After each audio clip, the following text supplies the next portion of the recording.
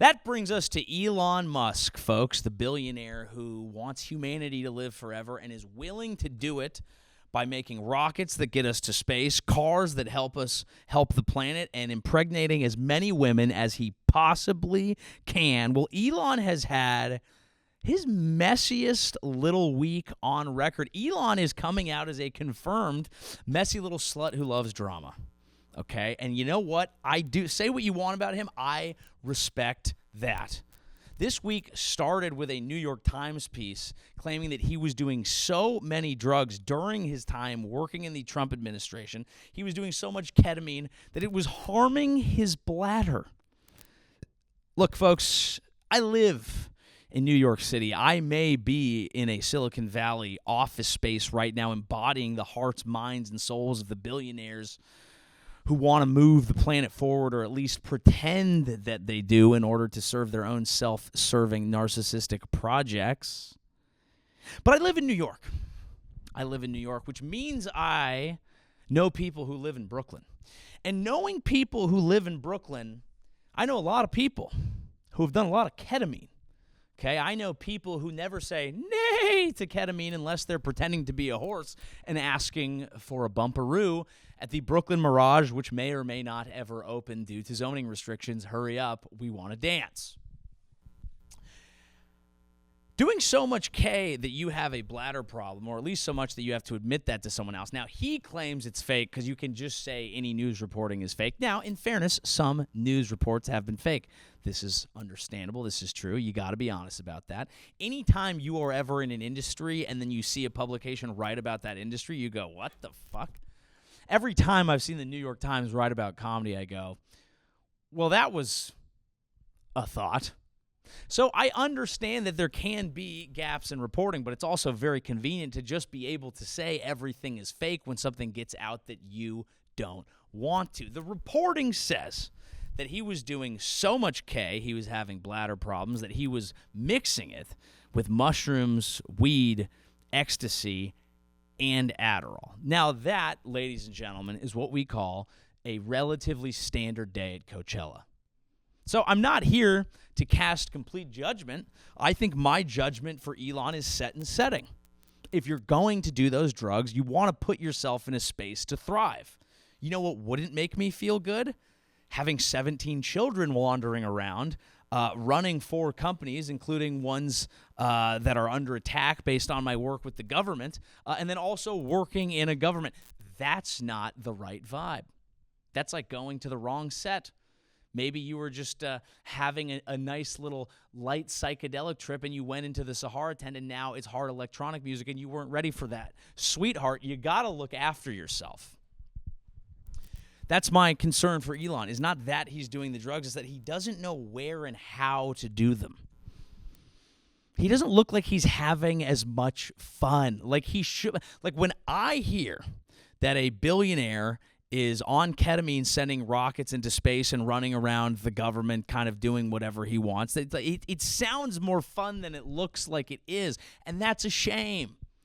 I hate when people are living their dreams, but it doesn't look like they're actually having fun. That's what bothers me about a lot of people in my industry. A lot of comedians, they get famous and they're like, I'm so stressed. Hey, fuckface, I get it, but why don't you walk out on that arena stage and enjoy it for a moment? Okay, I don't want to see those tears staining the wheel of your Lamborghini. Enjoy where you're at. It's fucking crazy. So Elon is looking a little stressed these days. He did a CBS interview, the beginning of which was quite interesting. Let's give it a watch. Vandalized by his critics. But the interview didn't get off to a smooth start. I noticed that all of your businesses involve a lot of components, a lot of parts. Do the tariffs and the trade wars affect any of this? Tariffs always affect things a little bit. Wondering what your thought is on the ban on foreign students, the proposal. I mean, you were one of those kids, right? This is such a bad vibe for ecstasy. This is like the beeping in the back. like maybe we could get a baseline going under there. Maybe we could get a baseline. Maybe we could get some lights going. Like, I'm not saying he's on Molly in this interview, but could you imagine if he was? That's a waste of a perfectly good drug. This is not what you want. Okay, I think he's stepping back from government because he's realized, if I want people to like me and see me as the guy who's I'm actually bringing humanity forward, okay? Like, if you want to see, if you want that to be what people see, you probably can't take away certain things that they like. It changes people's perception of it. If you're going to be on drugs and pretending to be Batman, you probably shouldn't also work in the government. Okay? I think maybe, now he's claiming I don't do those drugs, I don't like illegal drugs, whatever. We'll see. I think he's finally learning how to do them right, and that I would appreciate. Yeah, I think we want to stick to, the subject of the day, which is like spaceships, as opposed to, presidential policy. I've literally said that on drugs. I have said that exact sentence on drugs. I don't remember when, but I remember saying it, and I was right to say it, and he's right now. Now, do I believe that he should be held to account if he wants to go on CBS, a news program, and they want to talk about the actual news that he's making, which is his work within the administration? Sure, yes, fine. But if on drugs, completely reasonable to suggest the topic of conversation, spaceships over tariffs. I think that's fair. I think it's fair. I think it's smart. Okay? What is very interesting to me in the realm of the Elon drama of the day is he had a little black eye. He had a little black eye, and he was in Trump's office, and Trump apparently didn't really know about this black eye, and his excuse for what it was is one that not a lot of people are buying. Let's give that a whirl. Well, I wanted to ask quickly, Mr. Musk, what is your eye okay? What happened to your eye? I noticed there's a bruise there. Well, it wasn't. I wasn't anywhere near France, so.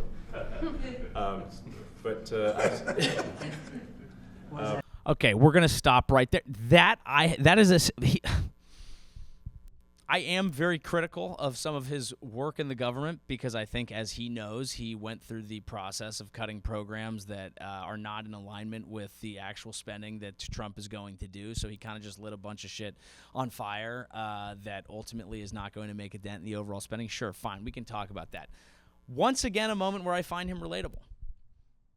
Someone brings something up, you make a reference to a somewhat wild and niche political story that you've seen online that's a little bit edgy, that you assume might be in amongst good company, and it's a complete swing and a miss, and then you make this face right here. That happens. That's a family. I think my brother did that at dinner last night. That is a thing that happens. That's okay. That's a swing. It's insane because you need to answer the question. You can't just deflect to everything that will win in some sort of right-wing talking point. It's like, pretty sure that lady's a fucking dude is kind of what hey, Macron did get punched. He did. His wife did kind of punch him in the face. But we've discussed Macron on this program, okay? We think French presidents should be getting hit by their wives. Whatever genitals their wives have, we support it. They are French. No, I didn't notice his First lady of France. getting slapped. I didn't notice. I was just horsing around with little X, and I said, "Go ahead, punch me in the face," and he did. Turns out, even a 5-year-old punching you in the face actually does. That was X that did that? Yeah. X could do it. If you knew X, Not a great liar. Probably the only lie that you can tell. A worthy lie, a strong lie. I guess you could say, yeah, maybe. I don't know how often you're like, yeah, like, what is that? What you're supposed to teach your kids? I don't think this happens, so we don't really have to do all this. But is that like most parents? I think when horsing around with their kids say, hey, we don't punch people in the face is usually one of the things that you tell a child. Now, the reason I bring it up is look, we can't say for sure. We can't say for 100% certainty. I wouldn't pretend to know everything. However, there is a very juicy and completely unsubstantiated report. Now, of course, if we're throwing away legacy institutions that do have to check through things, then we might as well just take a peek at some things that we said on the internet. It happens left, right, and center. Let's go ahead and engage in some messy little slut drama. So the DC rumor mill has it that Stephen Miller, his wife Katie Miller, and Elon Musk were in some sort of throuple situation. Come on. The original intent was that Katie Miller would serve as a sort of honeypot, which would enable Stephen Miller to control, in some sense, Elon Musk. Well, today, Elon Musk left Doge, and he's apparently taking Katie Miller with him. Apparently, Stephen Miller is currently subtweeting angrily at Elon Musk. So my question is, hypothetically speaking, if Katie Miller did really leave Stephen Miller for Elon Musk, is that an upgrade or a downgrade? I can't decide because Stephen Miller and Elon Musk are both objectively horrible. One thing is for certain. Okay, respect to just churning out whatever that rumor is, that's not the best takeaway. That can't be your most interesting thought on this topic, is which guy is more of a downgrade. Now, this is not the most important thing. We don't have to get stuck on this. We won't spend a lot of time here. Say what you want about Elon. You'd rather get plowed. You'd rather get dogged out by the richest man on earth than the fucking weird bald guy who says odd things. Now, that's not the point. The real question is, are you sure? So the speculation that people are saying is that Stephen tried to honeypot using his wife, okay, and then everyone's like, Elon has this bruise on his left eye right after taking Stephen Miller's wife, who's now gone to work with him, who has changed her Twitter background to a rocket ship, and Stephen is left-handed, so he would have punched Elon in the face there. And to that I say, that is probably not true, but I hope that it is, and I appreciate everyone going to this level of research. Didn't know Stephen was a southpaw, okay? The thought that you're in D.C. and you're like, I want my wife to fuck you so that I can then control you. It's like, how bad at your job do you have to be like, you know what my career needs more of? Me throwing my wife's box around. Everyone online joking about losing your wife to an immigrant for Stephen Miller. That's a very funny joke, understandable. I find the throuple personally hard to believe because I'm not a man who's inclined to do that. I would not use my wife's genitals in my work. I don't think that's a good thing to do. But if you were to do that, Elon is the last guy you would do that with because you know he's impregnating her. Dude, Elon has one speed. Fuck. Elon, okay, as we have learned, loves a few things. Okay, Elon loves ketamine. Elon loves rocket ships. Elon loves impregnating women. It made me think that maybe we should do a little song for Mr. Elon to discuss what he truly appreciates. Okay, well, so my name is Elon Musk, alright, and there's one thing that I really like, and it's actually holes. Yes, yeah, it's actually holes. I like all sorts of holes. Holes. Holes. Holes. Holes. Holes. K. K-holes, black holes, pussy holes, buttholes. My name is Elon Musk, and I really like holes. K-holes, black holes, rabbit holes, booty holes. My name is Elon Musk, and I really like holes. Grab a rocket and some K. I made electric cars, not gay. I have 14 kids, and I really like holes. In the hole like I'm the buff. Jacking off is not enough. My name is Elon Musk, and I really like holes. Bought a platform that serves porn. Didn't satiate my horn. Named the whole thing X. Can't stop thinking about sex. I'm keyed up like a horse, fucking whores in Space Force. I've achieved all my goals. Now it's time to find holes. Holes.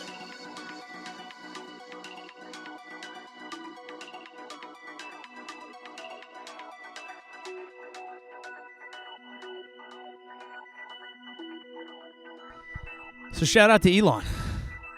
I mean, he likes what he likes, and he's a messy little bitch. And we know he loves drama. This has been quite a week for him. I think he wants to just talk about spaceships now. I don't know if he should be allowed to do that. People can ask him the questions. He's inserted himself into these topics. But when you talk to him, give him the kid gloves of a man who might be on Molly, ketamine, and Adderall to balance it out.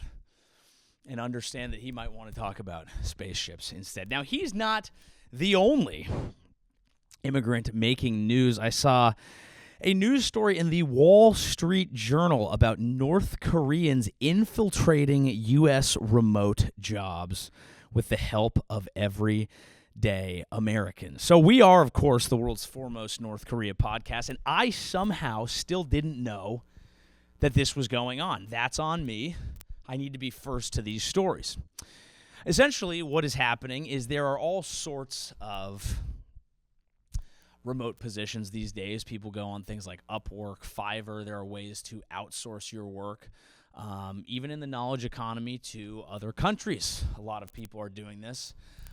In the content creation space, in the workspace, whatever. You can go on Fiverr and find people that will do certain jobs. Now, you're not allowed to do that if you're from North Korea, but there are a lot of Americans who get set up to help North Koreans do work.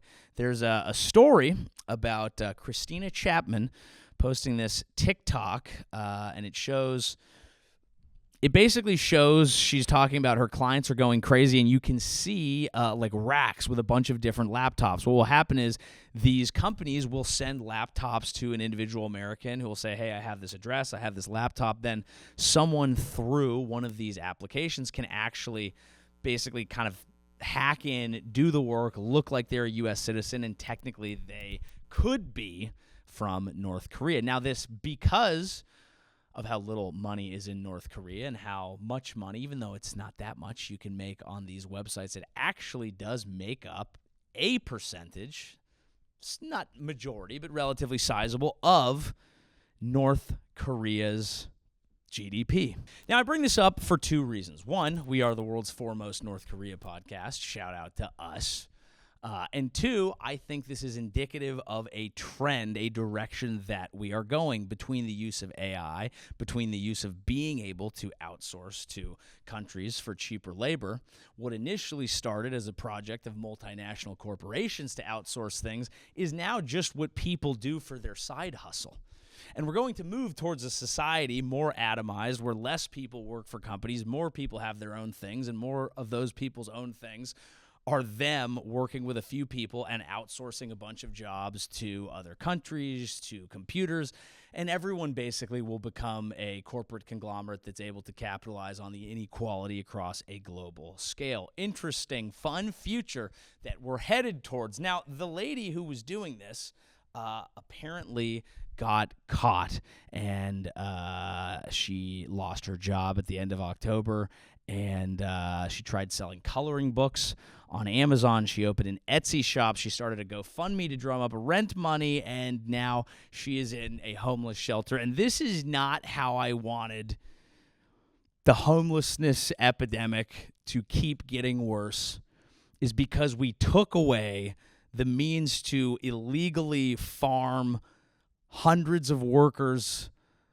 from North Korea to work illegally for other countries. Is that what has led to the homeless epidemic that we have? When I walk down the street, okay, a lot of people, when they see homeless people, they say, "Oh, I should pity them. I should give them something. I should try and help them out." And other people say, "Oh, they're drug addicts." I don't say either of those things. When I walk down the street and I see a homeless person asking for $1, I should say, "I should turn you into the FBI, fuckface. We both know you've been in the pocket of Kim Jong-un doing his bidding and trying to get IT work for the many tech professionals of North Korea. Nice fucking try. Good luck getting that beer." So that's where we are, and that is where we will end for the day. We are all turning into large tech conglomerates capable of outsourcing to whatever country we find fit. We are all capable of using the technological advancements to live forever and self-aggrandize ourselves in our own miniature projects and narcissist experiments. And if we do live forever, the world will be populated by the weirdest and oddest among us. That, I guess, is my hopeful note for the day. I will sign off here from the confines of my startup, which is geared towards the project that maybe we should just fucking vibe. Maybe that's all there is to it. And maybe we'll find out more next time. Thank you very much for listening to The Joey Show. I'm Joey Avery. Good night. Thank God